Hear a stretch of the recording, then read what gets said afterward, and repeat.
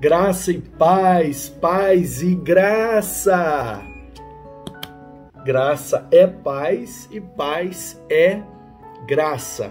Que privilégio, mais uma vez, falar com vocês da Igreja Batista em Jabaraí, Guarapari. Um abraço a todos vocês, a essa igreja querida que eu conheço desde 2007, 2008, por aí. Em 2008 ou 2007, não sei, que eu tive aí, nós gravamos aquele vídeo com aquele coral. Eu acho que esse vídeo está no YouTube aí até hoje.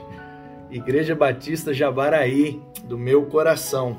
Na época, o pastor Carlos Altino estava aí com vocês e agora o pastor Wilson Fernandes está aí com vocês. Pastorzão querido, é um dos meus pastores, é meu conselheiro, meu mentor, e eu tenho ele como uma referência e sempre que preciso de uma direção, de um conselho, de uma palavra, entro em contato com ele. Ele e a Sandra é um casal que muito nos inspira e que muito nos alegra ter em nosso convívio. Um privilégio para mim falar a vocês nessa data especial, nesse aniversário de 13 anos que vocês estão completando.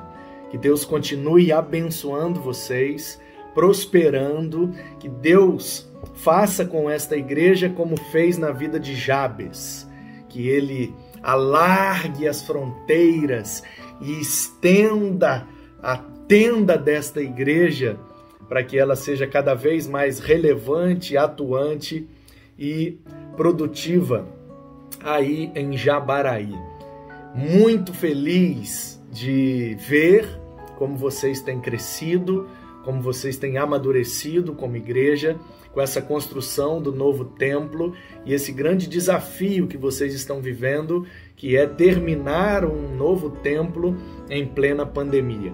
Isso inspira a gente, isso motiva a gente, é um grande exemplo e um grande legado que vocês estão deixando aí nesse bairro e também para todos nós, crentes, batistas, povo de Deus que olha para a história e para a realidade de vocês e sai inspirado, motivado a fazer mais para a glória de Deus. Obrigado pela vida de vocês e por essa preciosidade que vocês são como igreja nesse tempo para nós. Aqui é o pastor Manu Mesa Barba, da Igreja Batista Guaranhuns, em Vila Velha, atual presidente dos pastores batistas do Espírito Santo.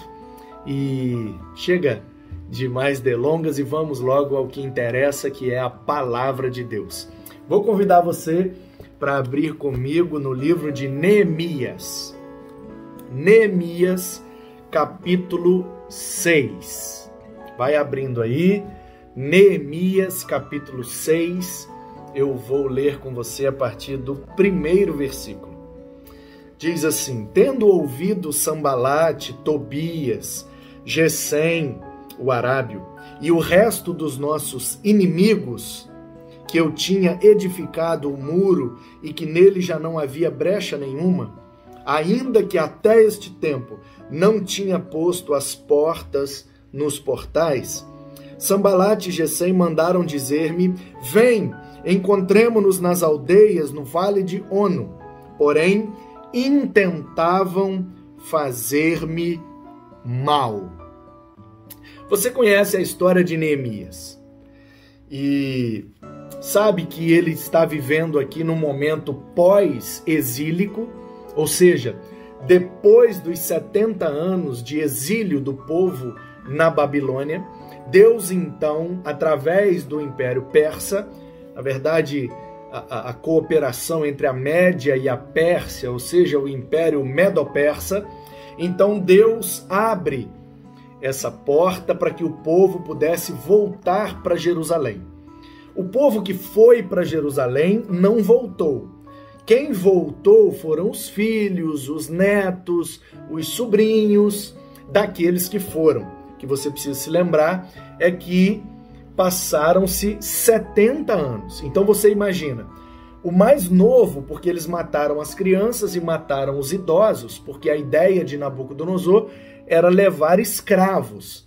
Então criança dá muito prejuízo, o idoso dá muito trabalho. Na perspectiva do imperador malvado, ele não quer saber nem de criança e nem de idoso. Por isso que nós, o povo de Deus, temos um grande compromisso com as crianças e com os idosos, porque a gente não vive conforme a orientação do mal, a gente vive na orientação de Deus, de que as crianças devem ser bem tratadas e instruídas para que elas sucedam a gente de maneira mais saudável possível. E os idosos precisam também ser bem tratados e bem cuidados, porque eles carregam a história e a experiência que vão nos ajudar nos momentos de dificuldade. Mas Nabucodonosor não quis saber nem de criança nem de idoso. E ele pegou os jovens, então. Eu imagino que o mais novo ali tinha 10, 12 anos, no mínimo. Esses meninos de 10, 12 que já estão bem grandão, forte, talvez foram levados como escravos. E entre 25 a 30 anos, eu imagino ali que no máximo uns 40 era o limite de idade para serem levados. Mas a prioridade de Nabucodonosor era levar a juventude. Por isso, o Daniel, o Sadraque, Mesaque, Abednego, né? Ou como os nomes deles lá, né? O Daniel virou Beltesazar, o Ananias, o Misael e o Azarias viraram Sadraque, Mesaque, Abednego, são os nomes babilônios dos jovens que foram levados para lá, e a gente conhece a história, né? Daniel foi para a cova com leões, os 3 foram para a fornalha, e apareceu o quarto, que pode bem ser a pessoa bendita de Jesus, um anjo enviado da parte de Deus, que o simboliza e o representa. Mas enfim, o que eu quero dizer para você, e o que eu quero que você entenda nesse contexto, é que 70 anos depois, o mais novo, vamos supor que o mais novo foi levado para lá com 10 anos. 70 anos depois, ele está agora com 80. Então pensa comigo, a distância lá da Babilônia para voltar para Jerusalém é em torno de 1.000 a 1.200 quilômetros. Pensa aí, como que um idoso de 80 anos vai andar 1.000 quilômetros numa região desértica e montanhosa e de difícil transporte? Então, a história, os eruditos, os arqueólogos, os estudiosos que nos amparam a compreender melhor o contexto bíblico, eles então nos orientam de que é bem provável que o retorno do exílio, que se deu com Zacarias, depois com Esdras e com Neemias em 2 viagens. Então nós temos um período aí de quase 100 anos, onde nessas 4 viagens de retorno, o povo vai voltando e vai chegando ali os recursos para reconstruir Jerusalém. Por volta aí já do ano 400 e alguma coisa antes de Cristo. Então, queridos, pensa comigo. A maioria que foi eram todos jovens, eram todos sonhadores, querendo voltar para a terra para recomeçar a sua vida num lugar onde Deus prometeu. A maioria tinha ficado lá, muita gente não quis voltar, porque já tinha estabelecido vida lá na Babilônia. Mas aquele grupo de pessoas, naquelas caravanas, voltam e recomeçam do zero. Está tudo destruído, tudo destruído. Quando o Senhor restaurou a sorte de Sião, eles ficaram como quem sonha. A boca deles se encheu de riso, a língua deles se encheu de júbilo, e então eles diziam: grandes coisas fez o Senhor por nós, por isso estamos alegres. Mas eles foram plantando e chorando porque tinham que reconstruir tudo. Reconstruíram o templo, reconstruíram as casas, e para que isso funcionasse, eles precisaram então, com Neemias, reconstruir os muros, que era a proteção da cidade de Jerusalém. E aí, queridos, quando Neemias está construindo o muro para proteger Jerusalém, quando Neemias está fazendo a vontade de Deus, que é reconstruir e proteger a cidade que Deus prometeu àquele povo, quando Neemias está fazendo a vontade de Deus, de repente se levanta um tal de Sambalate, um tal de Tobias e um tal de Gesem. E os caras querem atrapalhar a obra de tudo quanto é jeito. E não parece estranho para você que esses caras eles eram parentes. Tirando Gesem, provavelmente não, mas Sambalat e Tobias, sendo oriundos dos arredores ali de Samaria ou daquelas regiões, em última instância, se a gente puxar a genealogia lá atrás, a gente vai ver que eles são aparentados dos judeus, são meio parentes e querem atrapalhar e estão brigando e todos seriam beneficiados com aquela obra, mas ainda assim tem gente que se levanta contra. Sabe, queridos, essa é uma verdade que a gente não pode esquecer. Não é porque a gente está fazendo a obra de Deus que a gente não vai enfrentar dificuldade. Não é porque a obra é segundo a vontade de Deus que a gente não vai enfrentar perseguição. Não é porque Deus mandou e está sustentando aquela obra que não vão surgir momentos difíceis e adversidades. E vocês estão, como igreja, fazendo uma grande obra, aumentando, reformando e expandindo a estrutura da igreja para atender, para abençoar e para ministrar e edificar cada vez mais vidas aí em Jabaraí. E eu tenho ideia e posso imaginar a quantidade, entre aspas, de maneira metafórica, né? A quantidade de Sambalates, a quantidade de Tobias, a quantidade de Gesems que não tem surgido nesse tempo para atrapalhar, para atrasar, para prejudicar o andamento da obra de Deus. Eu quero que você se lembre de Neemias, que ele também enfrentou adversidades, que ele também enfrentou perseguições, que ele também enfrentou dificuldades, mesmo sendo a obra de Deus, feita do jeito de Deus, com os recursos que Deus proveu. Ainda assim, não há como fugir das dificuldades. Então, como é que a gente enfrenta as dificuldades na obra do Senhor?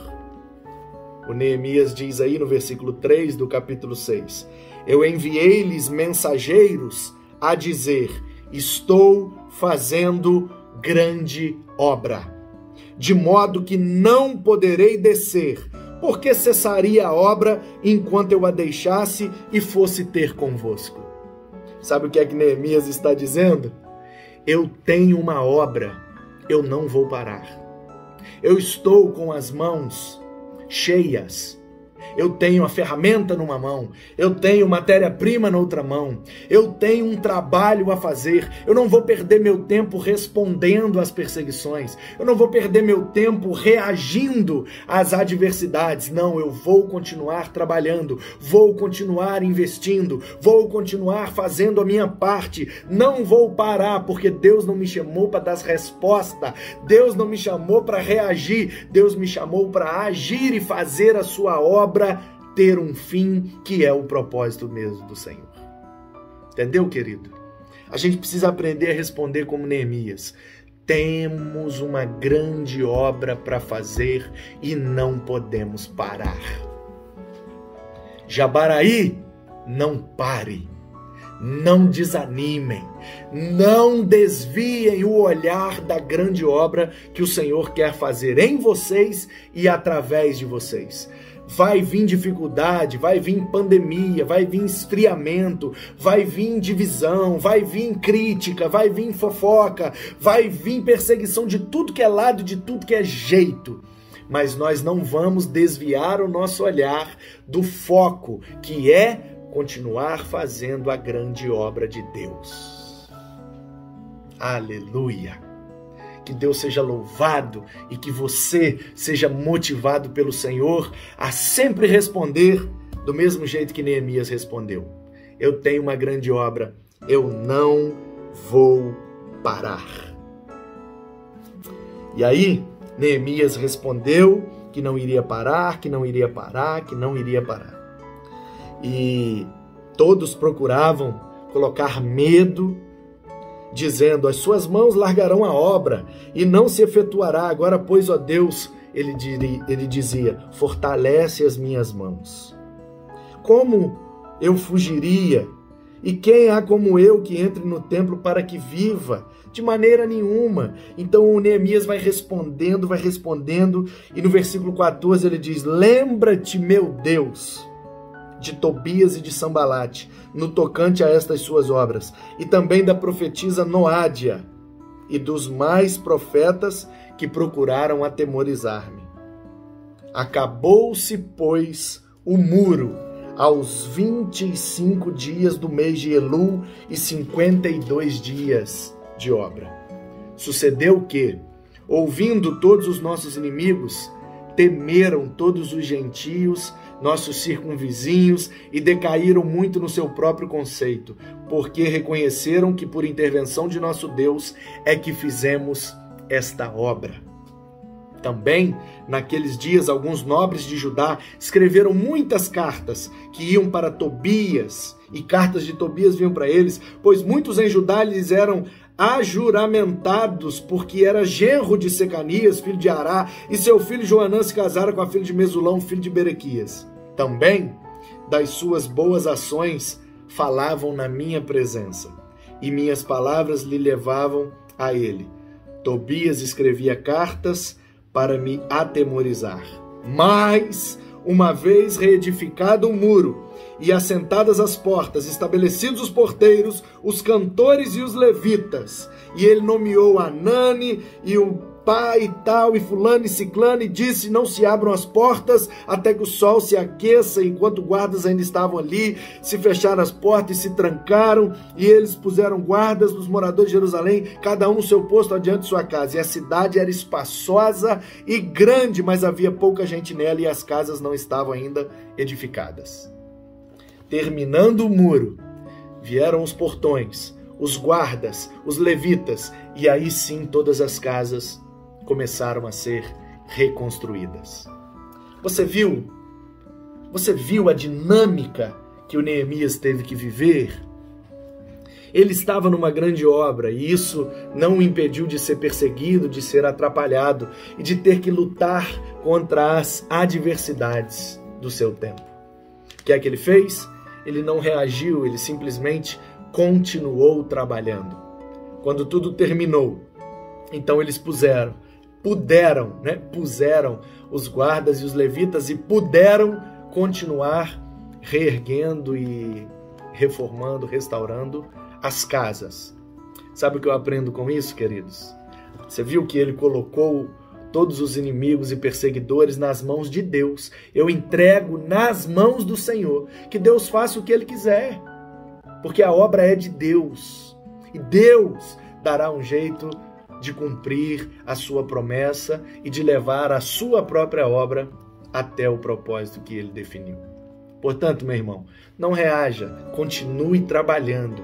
Deus tem uma grande obra. Entregue as dificuldades nas mãos de Deus. Prossiga fazendo o que Ele te chamou para fazer. E Ele fará com que vocês sejam bem-sucedidos, assim como foi Neemias. E depois que terminou a obra do muro, todas as casas foram restauradas. Eu quero, de maneira profética, dizer para vocês aí em Jabaraí, que depois que vocês terminarem essa grande obra que estão fazendo, tanto em estrutura física quanto em estrutura espiritual, na igreja de Jabaraí, quando vocês estiverem restaurados, Deus irá usar vocês para restaurar as casas em Jabaraí. Ou seja, Deus vai tratar com vocês para depois tratar Jabaraí através de vocês. Não se preocupem. Continuem com esta grande obra. O Senhor vai terminá-la e vai usar vocês para restaurar toda essa comunidade e toda essa região. Que Ele abençoe você, que você continue fazendo essa grande obra, pois Ele merece.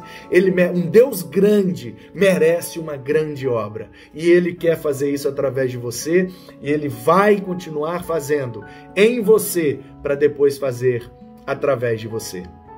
Que em nome de Jesus, que vocês possam ter união, unidade, resiliência, perseverança para terminar essa grande obra, para depois Deus fazer uma grande obra no bairro, através da grande obra que fez na sua igreja. Que assim seja, para a glória do Senhor, em nome de Jesus. Amém. Deus te abençoe, meu querido e minha querida de Jabaraí. Um beijo no pastor Wilson e na Sandra. Fiquem na paz de Jesus e feliz aniversário para toda a igreja.